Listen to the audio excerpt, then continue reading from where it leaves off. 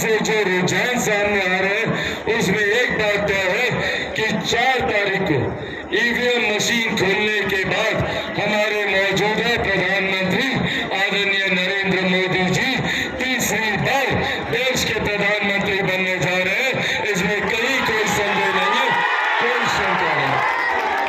पर साथियों, जब हमारे प्रधानमंत्री तीसरी बार देश के प्रधानमंत्री बने तो ऐसे में हम लोगों की जिम्मेदारी आरा लोकसभा के तमाम मतदाताओं की जिम्मेदारी बढ़ जाती है कि हम एक ऐसे प्रतिनिधि को यहाँ से चुनकर भेजें जो भारत की संसद में जाने के बाद प्रधानमंत्री जी के बगल में बैठकर आप लोगों की समस्या का समाधान कर सके, आप लोगों के विकास के कार्य को धरातल पर उतार सके।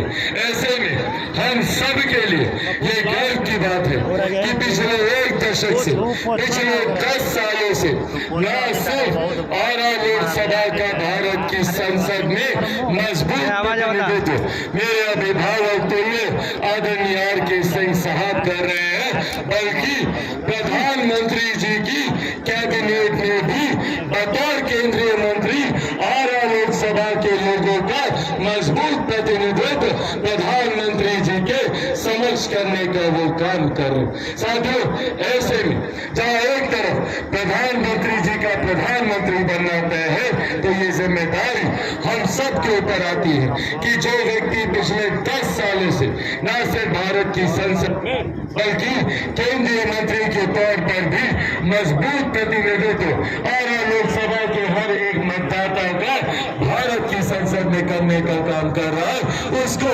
पुनः मजबूती से हम लोग जिताकर मेरे प्रधानमंत्री आदरणीय नरेंद्र मोदी जी को तीसरी बार मजबूती से देश का प्रधानमंत्री बनाने का काम करें। साथियों, ये प्रधानमंत्री एक ऐसे प्रधानमंत्री हैं जिनकी वजह से आज भारत की अर्थव्यवस्था देश में नहीं दुनिया की 5वीं सबसे बड़ी अर्थव्यवस्था बनी है। तो ये देश हमारे प्रधानमंत्री आदरणीय नरेंद्र मोदी जी की। आज दिल्ली में बैठे एक प्रधानमंत्री ने गांव में बैठी एक महिला के सम्मान की चिंता कर शौचालय का निर्माण करवाया। आज हमारे प्रधानमंत्री जी की वजह से हमारी माँ बहन बेटियों को चूल्हे चौके से जो स्वास्थ्य पर हानिकारक प्रभाव पड़ते थे उन लोगों ने उज्ज्वला योजना के माध्यम से घर घर गैस पहुंचाने का काम किया। इससे पहले हम लोग के घर पे कोई बीमारी आती थी तो हम लोग की चिंता हो जाती थी कि कैसे जमीन को गिरवी रखवाया जाए, कैसे महिला अपने जेवर बेचती थी उस बीमारी के इलाज के लिए। आज हमारे प्रधानमंत्री की वजह से भगवान न करे पर अगर हम लोगों के घर पे कोई बीमारी आती है तो 5-5 लाख रुपए का मुफ्त इलाज का प्रावधान हमारे प्रधानमंत्री आदरणीय नरेंद्र मोदी जी के द्वारा किया। साथियों, आज देश की ही नहीं दुनिया की सबसे बड़ी गरीब कल्याण की योजना भारत में चल रही है, जिसका श्रेय मैं मेरे नेता, मेरे पिता आदरणीय रामविलास पासवान जी को भी देता हूँ। आज उनकी वजह से देश में 81 करोड़ लोगों को मुफ्त में अनाज दिया जा रहा है। ये देन भी हमारे प्रधानमंत्री आदरणीय नरेंद्र मोदी जी।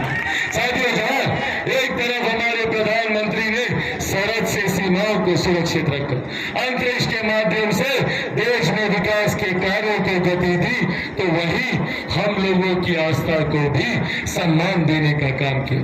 500 साल तक भगवान रामलला इसी तरीके से जैसे हम लोग टेंट के नीचे हैं, 500 साल तक रामलला धूप गर्मी धूल मिट्टी आंधी तूफान बरसात बारिश में टेंट के नीचे विराजमान थे। पहली बार देश में एक ऐसे प्रधानमंत्री आए जिन्होंने अयोध्या में भव्य राम मंदिर का निर्माण कराकर प्रभु श्री राम की प्राण प्रतिष्ठा करवाने का काम किया। साथियों, एक तरफ जहाँ हमारे प्रधानमंत्री हमारी अर्थव्यवस्था को मजबूती देते हैं, हमारी आस्था का सम्मान करते हैं, महिलाओं के अधिकार देते हैं, बुजुर्ग किसान मजदूरों के हक की बात करते हैं, तो वही दूसरी तरफ विपक्षी दलों का भी गठबंधन है, कांग्रेस, राजद, इनके तमाम घटक दल। कौन है भैया ये लोग? ये वही लोग हैं जिन्होंने 90 के दशक में लाठी में तेल पिलाने का काम किया था। ये वही लोग हैं जिन लोगों ने नौकरी के बदले हम लोगों की जमीन हम लोग की जमीन हथियाने का काम किया। आज विधिवत तरीके से हम लोगों की जमीन छीनने का कानून कांग्रेस और राजद के लोग बनाने का काम कर रहे हैं। अगर ये महागठबंधन के लोग जीतते हैं, ये महागठबंधन के लोग जीतते हैं, तो ये लोग एक कानून बना रहे हैं, विरासत पर कर का कानून, इनहेरिटेंस टैक्स, जिसके तहत अगर ये कानून बन गया तो आप लोगों की जितनी जमीन जायदाद है या हमारी माताओं बहनों के पास जितना जेवर है उसका 55% हिस्सा ये कांग्रेस, राजद, महागठबंधन के लोग अपने खाते में ले लेंगे। 55% आप लोगों की कमाई का हिस्सा ये कांग्रेस, राजद के लोग आप लोगों से छीनने को लेकर कानून बनाने की सोच रख रहे हैं। और इस बात को छुपाने के लिए झूठ फैलाया जाता है, कहा जाता है संविधान खतरे में, कहा जाता है आरक्षण खतरे में है, लोकतंत्र खतरे में है। भैया ये लोग बात करेंगे लोकतंत्र की, जिन लोगों ने सन 75 में आपातकाल लगाकर सही मायनों में लोकतंत्र की हत्या करने का काम किया, आज ये लोग लोकतंत्र की चिंता कर रहे हैं। साथियों, आज आप लोगों के सामने, आप लोगों से मेरे नेता, मेरे पिता आदरणीय रामविलास पासवान जी के संघर्षों की कसम खाकर ये वादा आप लोगों से करके जाता हूं कि जब तक चिराग पासवान जिंदा है न आरक्षण को कोई खतरा है,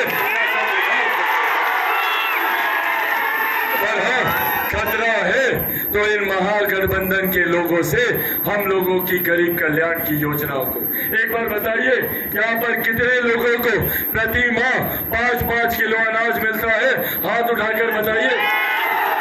अनाज मिलता है ना भैया? मिल रहा है कि नहीं?